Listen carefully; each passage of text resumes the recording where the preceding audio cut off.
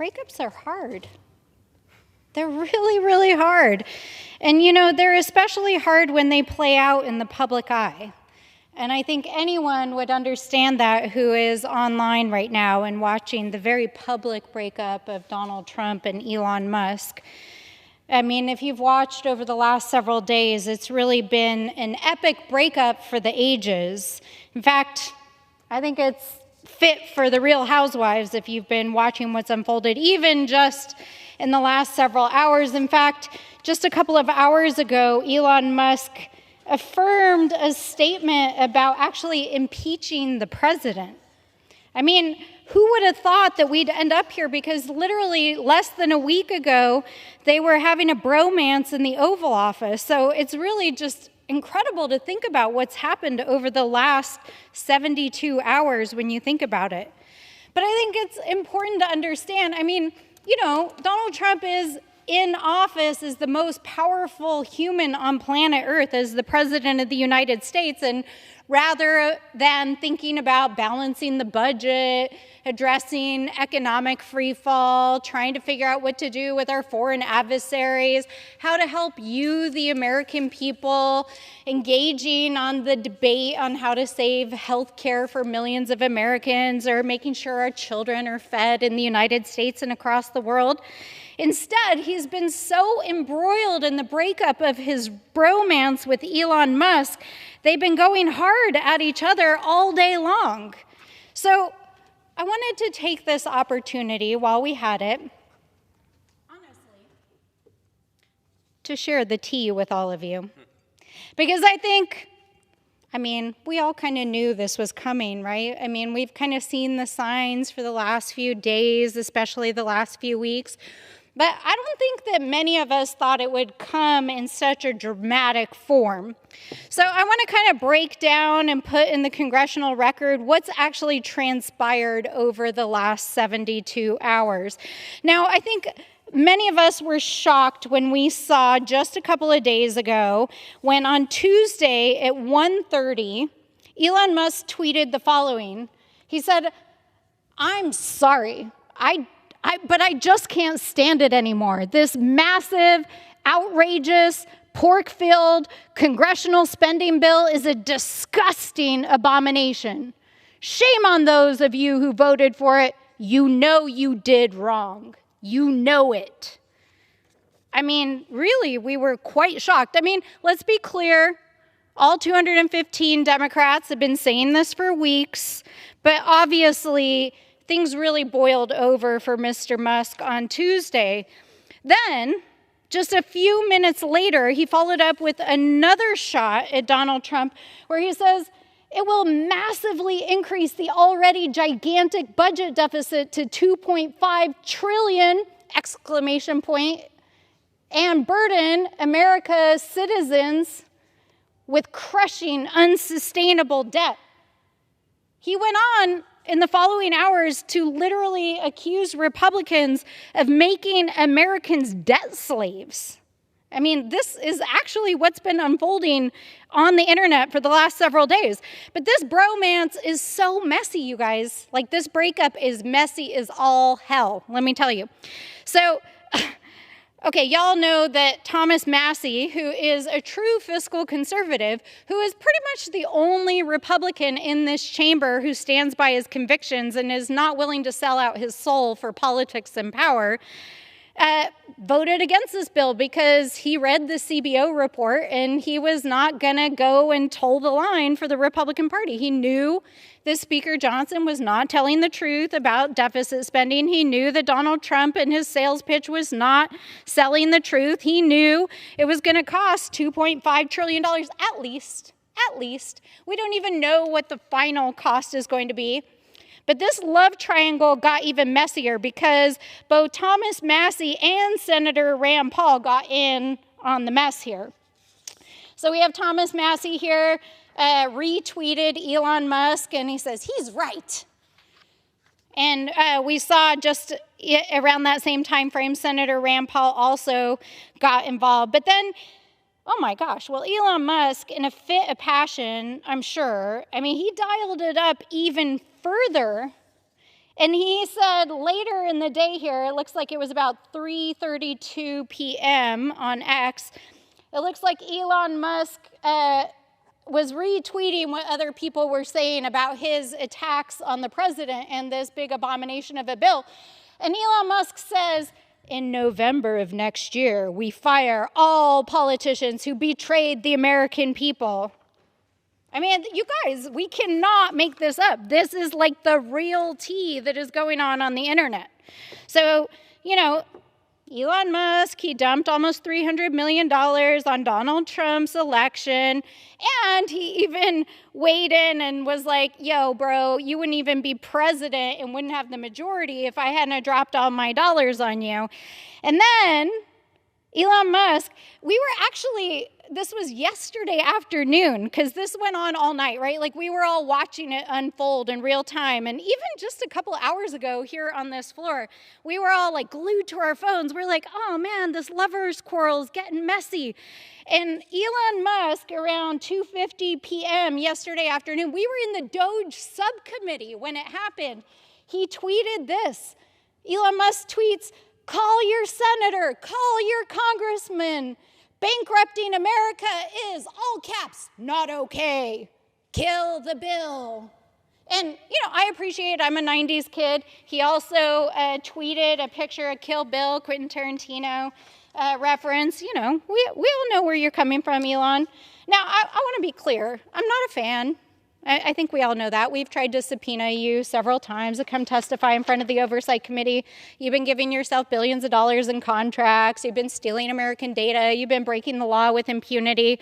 A couple of people asked me earlier how I felt about what was going on in this lovers quarrel, and I'm like, you know what? Like, you get mixed up with messy people, you get a messy outcome, and it's very clear that that's exactly what's going on.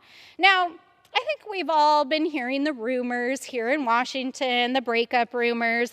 In fact, I think many of us, even on this floor, on both the Democratic and the Republican side, have heard the rumors that Donald Trump was getting frustrated with Elon, that he wanted to be on the helicopter all the time. And, he was like following him around, going to Mar-a-Lago, and showing up to these cabinet meetings and throwing all his money around and all that stuff. And in fact, in response to all the drama, Donald Trump fired back on Truth Social. Elon was wearing thin. I asked him to leave. I took away his EV mandate that forced everyone to buy electric cars that nobody else wanted, that he knew for months I was going to do, !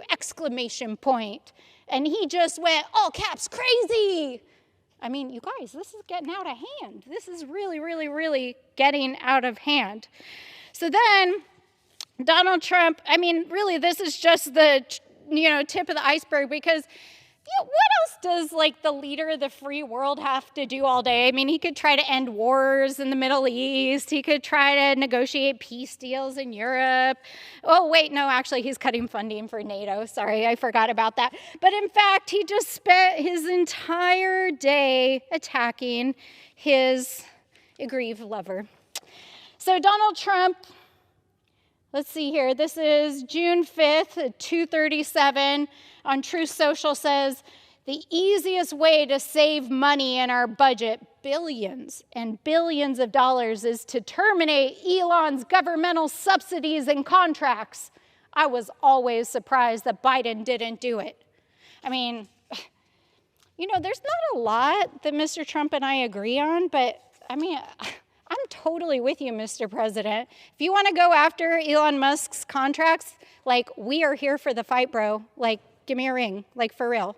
We can get this across the finish line because, obviously, I know you guys were feeling the feelings for the first 130 days. And, there's always a honeymoon period, especially after you go through a big thing together, like an election. And I know he helped you win your election, but obviously now the honeymoon is worn off.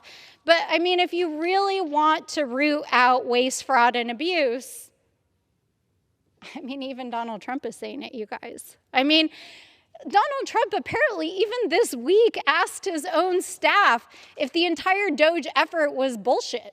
And I'm not trying, I know we're on the floor of the House of Representatives, so to all of you monitoring, that's a direct quote of the President of the United States. Let me just be clear on that. But yeah, I mean, obviously Donald Trump, I mean, these guys know a lot about each other. They've spent a lot of time with each other over the last few months. So, I mean, they actually know what's going on. But the battle continued today. In response to Donald Trump's comments about Elon wearing thin, the Autism Capital account, I don't know quite what that is, says, Trump fires back at Elon, the online battle begins, popcorn emoji.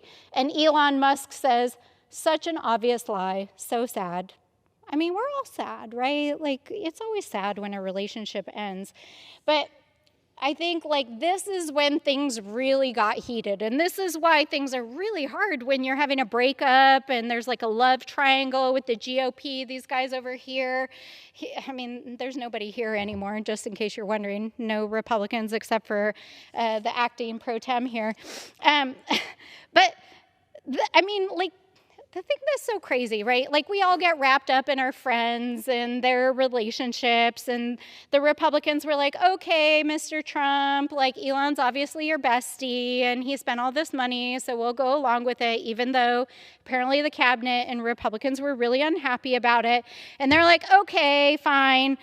But then, we're going scorched earth here now. And it was actually really interesting to me earlier here on the House floor, because I was like, well, how are Republicans dealing with it? Honestly, I haven't seen you guys cheerful in quite a few months. So clearly something's about to happen. So Elon Musk, where are we at here on the time frame here?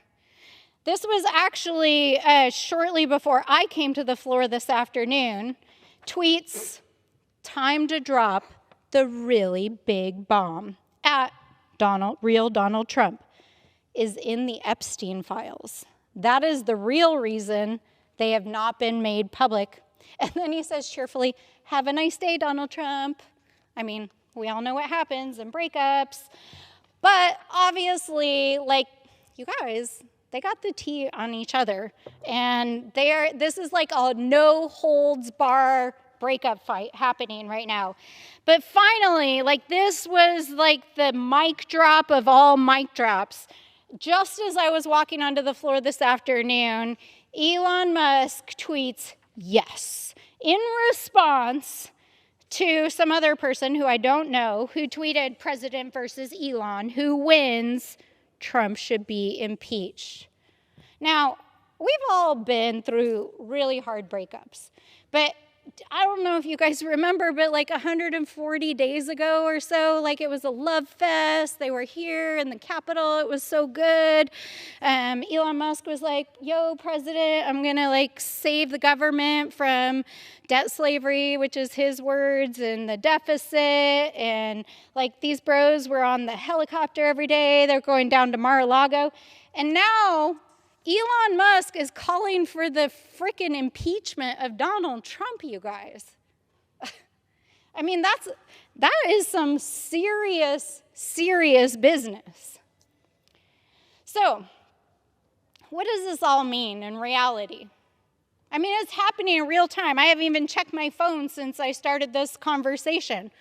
There might be more drama going down just since we started this very conversation on the floor. But the reality of the situation is y'all both got what you paid for. Mr. Musk, you spent almost $300 million in dark money to pay for your friend, Mr. Trump, to become the president and to win this Republican majority who is trying to send our country into the largest deficit spend in American history. And Mr. Trump, this is what happens when you sell your soul. You see what happens. So I have a lot of love in my heart for people who are going through hard times. And I know that, both you guys are having a hard time. But I just have to say, for the sake of democracy, for the sake of the American people, and frankly, for the global security and safety of people all over the planet, Y'all need to cut this drama out. I mean, we need to take care of our people. So I'm with Musk on this one. I don't mean to take sides, Mr. President, but I'm going to say it. Kill the bill.